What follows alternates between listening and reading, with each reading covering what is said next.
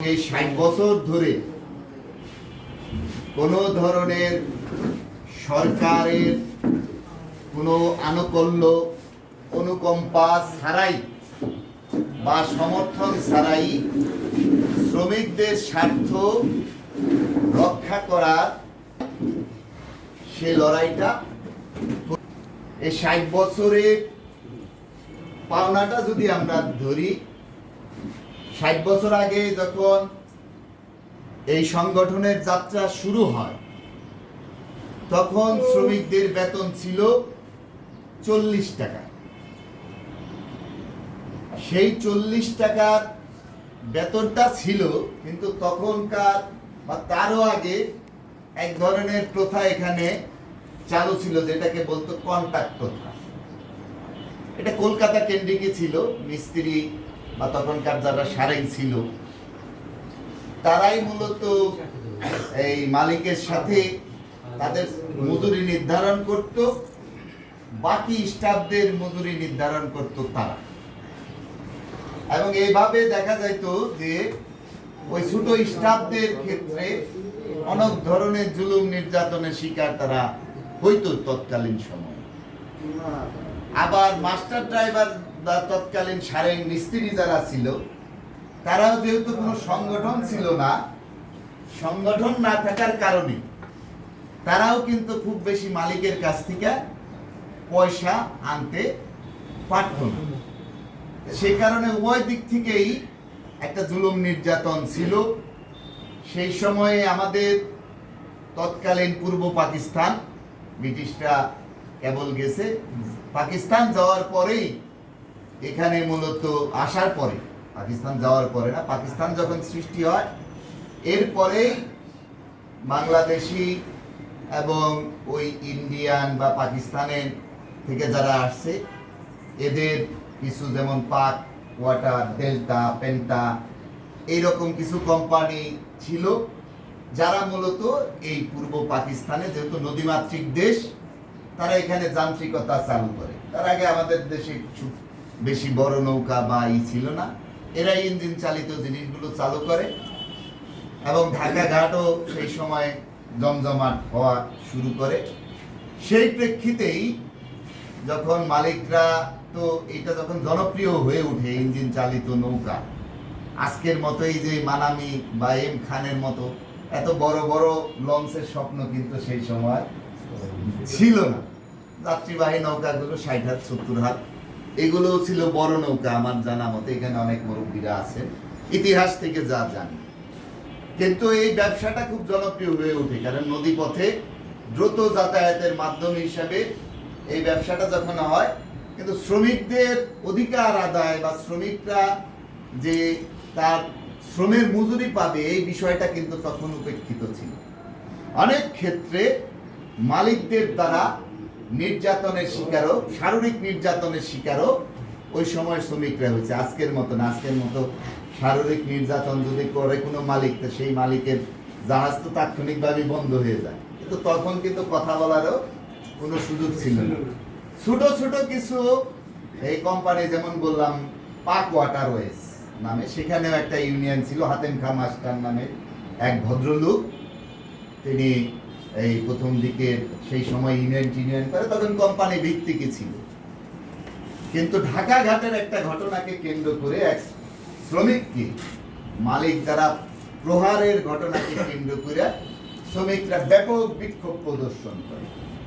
এবং সেই থেকেই ১৯৬৬ সালে শ্রমিকরা ইস্ট পাকিস্তান লঞ্চ শ্রমিক সমিতি নামে একটা সমিতি গঠন করে, যার সভাপতি নির্বাচিত হয় শাহাবুদ্দিন ড্রাইভার নামের এক নেতা, আর একজন হচ্ছে হাতেম খা মাস্টার নামে সাধারণ সম্পাদক নির্বাচিত হয়।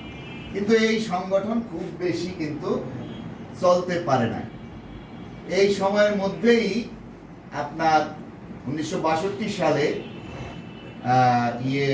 আমাদের শ্রদ্ধাভাজন নেতা কুতাবউদ্দিন আহমেদ এই পূর্ব পাকিস্তানে চলে আসেন। এবং উনি এসে প্রথম দিকে, যেহেতু উনি আরেকটা ইউনিয়ন করতেন কলকাতা কেন্দ্রিক, ওখান থেকে ওনাকে পাকিস্তানের চর হিসাবে ওখান থেকে বিতাড়িত করে, কিন্তু উনি এসে এই দেশের শ্রমিকদের সাথে মিশে, এবং যেহেতু ইন্ডিয়ার জাহাজগুলো তখন কলকাতা থেকে আসামে পণ্য টানতো, বরিশাল হয়ে আসতো, তো ওনারা বরিশালেই অবস্থান করে এবং শ্রমিকদেরকে বিভিন্নভাবে বুঝাইয়া যে তোমরা আর ইন্ডিয়াতে যাবে না, যেহেতু ওদেরকে বের করে দিছে।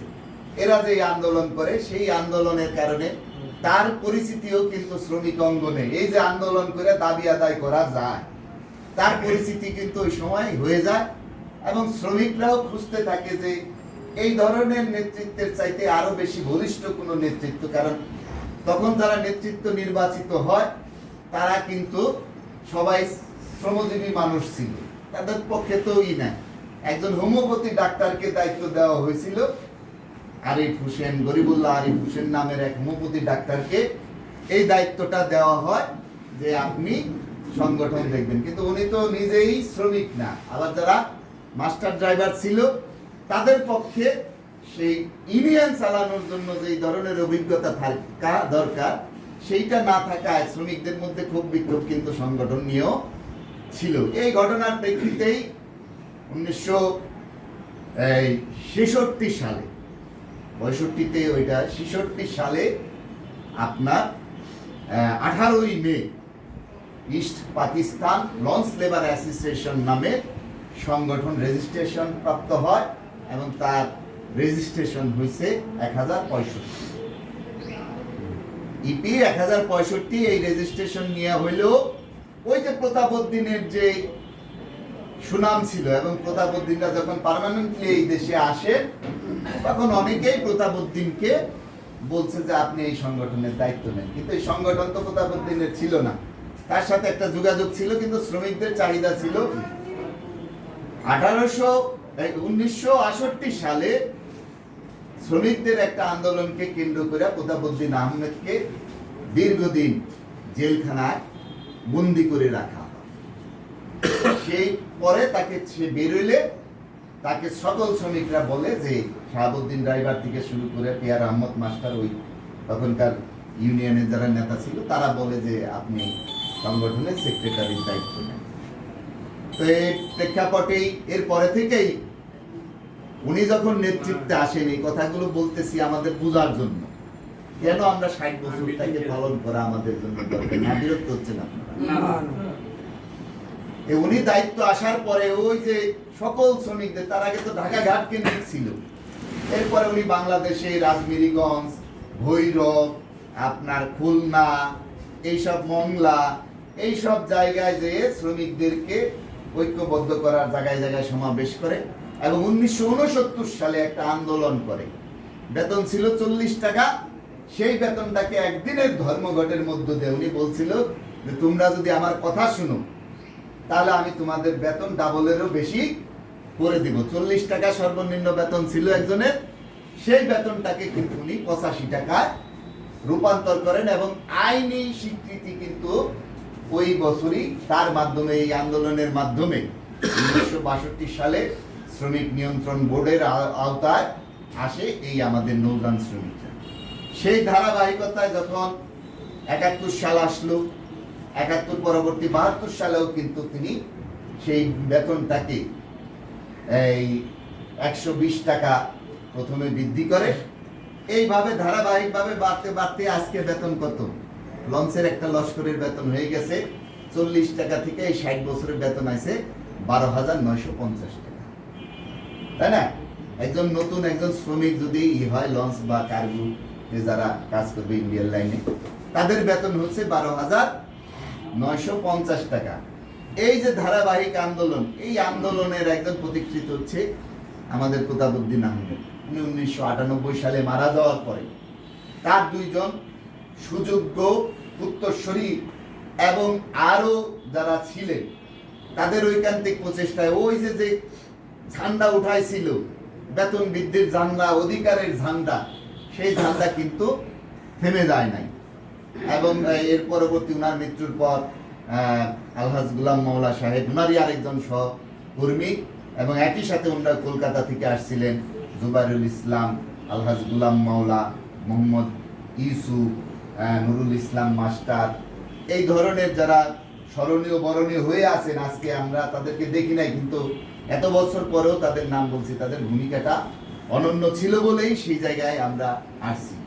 এবং তার পরে আলহাজ গোলাম মাওলা অসুস্থ থাকা অবস্থায় সে সভাপতি থাকলেও মূলত আজকে যিনি সভাপতির দায়িত্ব পালন করছেন আমাদের সকলের শ্রদ্ধাভাজন নেতা মোহাম্মদ শাহ আলম ভূঁইয়া, উনি কিন্তু সংগঠনে তখন সিনিয়র সহসভাপতি হিসেবে, মূলত আলহাজ গোলাম মাওলা বয়স্ক মানুষ ছিলেন, তিনি বরিশালে বসবাস করতেন, কিন্তু ওনার বলিষ্ঠ নেতৃত্বে, এই যে মোহাম্মদ শাহ আলম ভূঁইয়ার বলিষ্ঠ নেতৃত্বে এবং আরেকজন এই প্রতাপউদ্দিন আহমদ মারার পরে তার হাতে গড়া আরেকজন নেতা চৌধুরী আশিকুল আলম, তাকে যে এই সংগঠনে সেক্রেটারি নির্বাচিত করা হলে এদের ধারাবাহিকতায় কিন্তু 98 সালের পরে থেকে আজকে 2024 সালে শ্রমিকদের অধিকার ক্ষুণ্ণ হয়েছে এরকম কিন্তু কোনো রেকর্ড নাই। অন্যান্য সেক্টরে আজকে বাস শ্রমিক বা এই যে সড়ক পরিবহনে যারা আছে তারা মন্ত্রী হয়ে যায়, কিন্তু তাদের জন্য গ্যাজেট নেই। নৌ শ্রমিকদের জন্য কিন্তু প্রতি 5 বছর অন্তর অন্তর গ্যাজেট আছে, এবং এই গ্যাজেটটা কিন্তু গার্মেন্টস শ্রমিকদের জন্য গ্যাজেট থাকে। গার্মেন্টস শ্রমিকদের গ্যাজেট আর আপনাদের গ্যাজেট কিন্তু এক না। গার্মেন্টস শ্রমিকদের কোনো ধুলাই ভাতা নাই, আপনার জন্য কিন্তু ধুলাই ভাতা আছে। তাহলে এগুলো কারা করছে? এই সব নেতৃবৃন্দ করেছে এবং তাদের সুযোগ্য উত্তরসূরিরা করেছে। আজকে 60 বছর পালনের যে বিষয়টা সামনে আসছে, আজকে এই যে কত বছর আগের কথা বললাম, 62, 63, 60 সাল, আমি দেখিও নাই কিন্তু বলতেছি, নাম বলতেছি তাদের।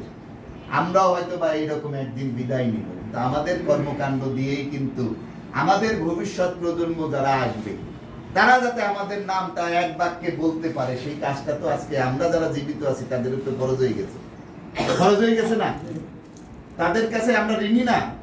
সেই ঋণের জায়গা থেকে হলেও আজকে যে 60 বছরের কর্মসূচি আছে, সেই কর্মসূচিটাকে 60 বছরের কর্মসূচি 60 বছরের মতোই করে করতে হবে। আমরা আন্দোলনমুখী, এবং আমাদের এই পরিচয় শুধু যে এই বাংলাদেশের মধ্যেই সীমাবদ্ধ বিষয়টা কিন্তু এরকম না। সারা বিশ্ব জানে যে বাংলাদেশের মতো একটা অনুন্নত দেশে একটা সংগঠন আছে যারা আন্দোলনের ঘোষণা দিলে শতভাগ আন্দোলন পালিত হয় এবং দাবি আদায় করেছে। এটা শুধু আমাদের দেশে না।